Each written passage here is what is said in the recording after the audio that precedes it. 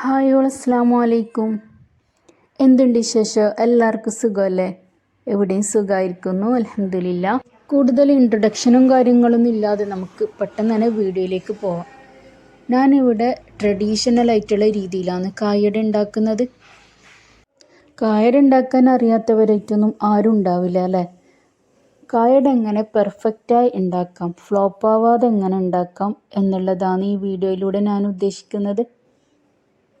അതിനു വേണ്ടിയുള്ള ഓരോ ടിപ്സും ഞാൻ നിങ്ങൾക്ക് പറഞ്ഞു തരുന്നതായിരിക്കും. അപ്പോൾ അതിനു വേണ്ടി ആദ്യം തന്നെ ശ്രദ്ധിക്കേണ്ടത് നമ്മൾ എടുക്കുന്ന പഴം, നല്ല പാകത്തിനുള്ള പഴം തന്നെ എടുക്കാൻ ശ്രദ്ധിക്കണം.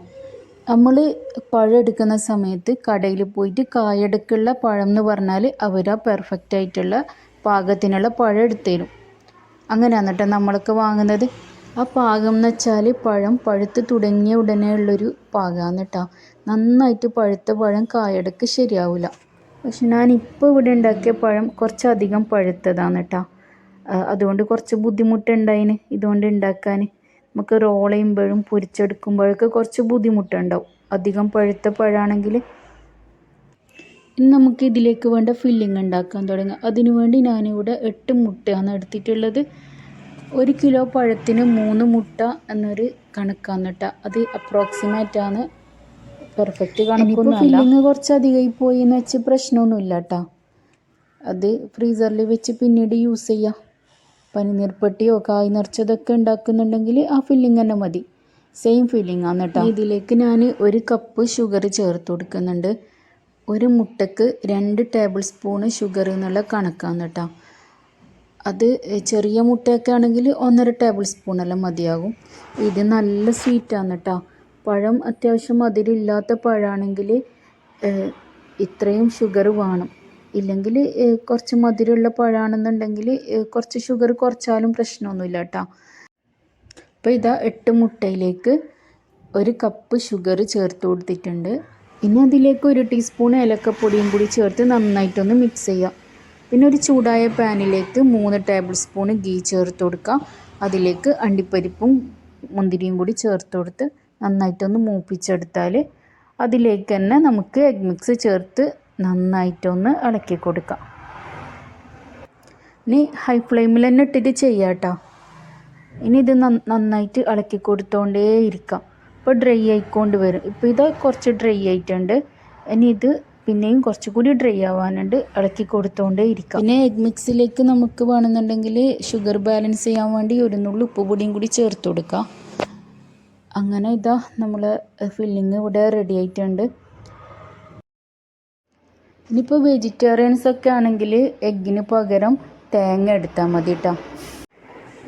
അണ്ടിപ്പരിപ്പും മുന്തിരിയും മൂപ്പിച്ചതിന് ശേഷം അതേ പാനിലേക്ക് തന്നെ തേങ്ങ ചേർത്ത് കൊടുക്കുക. 1 കപ്പ് തേങ്ങയാണ് എടുക്കുന്നെങ്കിൽ 3-4 ടേബിൾ സ്പൂണ് ഷുഗർ ചേർത്ത് കൊടുക്കാം. അതിലേക്ക് ഫ്ലേവറിന് ആവശ്യമുള്ള ഏലക്കപ്പൊടിയും കൂടി ചേർത്ത് കൊടുത്ത് നന്നായിട്ടൊന്ന് ഇളക്കിയെടുക്കുക. കളർ മാറി തുടങ്ങുന്ന സമയത്ത് തന്നെ നമുക്ക് പാനിൽ നിന്ന് മാറ്റി കൊടുക്കാം. ഇനിയിപ്പോൾ ഇതിലേക്ക് ആവശ്യത്തിനുള്ള പഴമൊന്ന് സ്റ്റീമറിലിട്ട് ഒരു 15 മിനിറ്റ് വേവിച്ചെടുക്കുക. അതിൻ്റെ വീഡിയോ ഒന്നും ഞാൻ ഇൻക്ലൂഡ് ചെയ്തിട്ടില്ല. അത് ചൂടോടുകൂടി തന്നെ ഇതുപോലെ മാഷ് ചെയ്തെടുക്കുക. അല്ലെങ്കിൽ ഒരു മിക്സിൻ്റെ ജാറിലിട്ട് നന്നായിട്ടൊന്ന് അടിച്ചെടുക്കുക. വെള്ളം ചേർക്കാതെ തന്നെ അടിച്ചെടുക്കണം. കട്ടകൾ എന്തെങ്കിലും ബാക്കിയുണ്ടെങ്കിൽ അത് കൈ കൊണ്ടൊന്ന് ഉടച്ചു കൊടുക്കണം. പിന്നെ ഇത് നമുക്ക് ഷേപ്പാക്കി എടുക്കുക. ഷേപ്പറൊക്കെ അവൈലബിൾ ആണ് കേട്ടോ. പക്ഷെ ഞാനിവിടെ കൈ കൊണ്ട് തന്നെയാണ് ഷേപ്പാക്കി എടുക്കുന്നത്. ഒരു ബോൾ ഷേപ്പ് ആക്കി എടുത്താൽ അതിലേക്ക് വിരൽ കൊണ്ടൊരു കുഴി പോലെ ഉണ്ടാക്കുക. അതിലേക്ക് ഫില്ലിങ് വെച്ച് കൊടുക്കുക. പിന്നെ ഈ 2 സൈഡും ഒന്ന് ജോയിൻ ചെയ്ത് മുകളിൽ നിന്ന് താഴിലേക്ക് ഇങ്ങനെ വിരൽ കൊണ്ട് തടവി കൊടുക്കാം. പിന്നെ 2 കയ്യിലും വെച്ച് ഇങ്ങനെ റോൾ ചെയ്തെടുക്കാം. കയ്യിലൽപ്പം എണ്ണ തടവി കൊടുക്കണേ. ഇങ്ങനെ നമുക്ക് ഓരോന്നും റോൾ ചെയ്ത് ഷേപ്പാക്കി എടുക്കാം. എല്ലാം ഷേപ്പാക്കി എടുത്തു കഴിഞ്ഞാൽ നമുക്കിത് ഫ്രൈ ചെയ്തെടുക്കാം. ഡീപ്പ് ഫ്രൈയോ ഷാലോ ഫ്രൈയോ എങ്ങനെ വേണമെങ്കിലും ചെയ്യാം കേട്ടോ. ഏത് ഓയിൽ വേണമെങ്കിലും നിങ്ങൾ ഏത് ഓയിലാണോ യൂസ് ചെയ്യുന്നത് ആ ഓയിൽ തന്നെ യൂസ് ചെയ്താൽ മതി. ഞാൻ കൂടുതലും പ്രിഫർ ചെയ്യുന്നത് വെളിച്ചെണ്ണയാണ് കേട്ടോ. നല്ല നല്ല റെസിപ്പീസ് എല്ലാം ഷോർട്ട് ടൈം ഡ്യൂറേഷനിൽ നിങ്ങളിലേക്ക് എത്തിക്കുന്നതാണ് കേട്ടോ എൻ്റെ വീഡിയോസ്. വീഡിയോ ആദ്യമായിട്ട് കാണുന്നവരുണ്ടെങ്കിൽ ഒന്ന് സബ്സ്ക്രൈബ് ചെയ്ത് സപ്പോർട്ട് ചെയ്യണേ. ഈ കായടയിലേക്കില്ലേ എഗ് ഫില്ലിങ് വരുന്ന സമയത്ത് നല്ല ടേസ്റ്റാണ് കേട്ടോ. നമ്മളിവിടെ മുട്ടപ്പണ്ടെന്നാണ് ഇതിനെ പറയുക.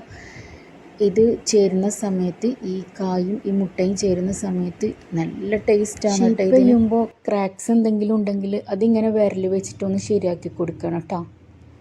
ഞാൻ ആദ്യം പറഞ്ഞതുപോലെ തന്നെ പഴത്തിൻ്റെ കാര്യത്തിലാണ് കേട്ടോ ഇതുണ്ടാക്കുമ്പോൾ ശ്രദ്ധിക്കേണ്ടത്. പഴം അതിൻ്റെ പെർഫെക്റ്റായ പാകത്തിനുള്ള പഴമാണെങ്കിൽ നമുക്കൊരു ബുദ്ധിമുട്ടും ഉണ്ടാവില്ല ഇത് ഉണ്ടാക്കിയെടുക്കാൻ വേണ്ടിയിട്ട്.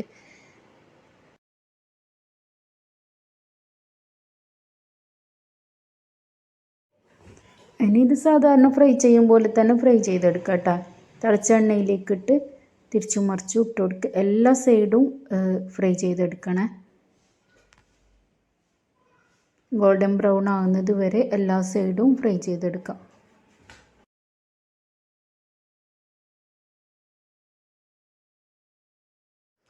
എല്ലാ സൈഡിലും ഈ ഒരു കളർ വരണം കേട്ടോ. ഇതാണ് കേട്ടോ ഇതിൻ്റെ ആപ്റ്റായ കളർ.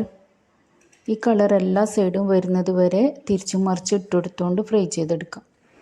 അപ്പോൾ എല്ലാവർക്കും മനസ്സിലായി എന്ന് വിചാരിക്കുന്നു. എന്തെങ്കിലും ഡൗട്ട്സ് ഉണ്ടെങ്കിൽ കമൻസിൽ ചോദിക്കാം കേട്ടോ.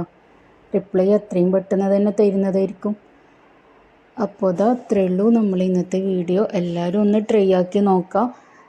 എഗ് ഫില്ലിങ്ങനെ വെച്ചിട്ട് ട്രൈ ആക്കി നോക്കണേ, അതാണ് കൂടുതൽ ടേസ്റ്റ്. അപ്പോൾ അടുത്ത വീഡിയോ വരുന്നത് വരേക്കും ഇൻഷാ അല്ലാഹ് അസ്സലാമു അലൈക്കും, ബൈ ബൈ.